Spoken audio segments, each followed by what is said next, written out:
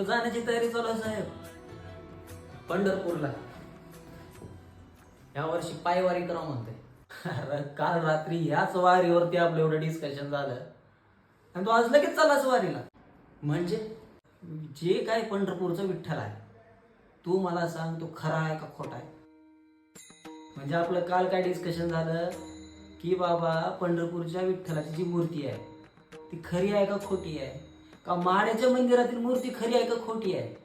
अरे हेच लोकांना माहिती नाही आणि तू चाललाय वारी करायला. खरं हाय जे काय जे माहिती नसल तर वारी करण्यामागचा उद्देश काय ते सांग. पहिली गोष्ट, याचा आणि वारीचा काही एक संबंध नाही. आणि राहिला मूळ मूर्ती कुठली असण्याचा, जो माणसाच्या मनामध्ये रमल तो विठ्ठल आहे. पंढरपूरच्या मंदिरातला विठ्ठलच आहे आणि माढ्याच्या मंदिरातला पण विठ्ठल आहे, किंवा खेडेगावातल्या विठ्ठल मंदिरातला पण विठ्ठलच आहे.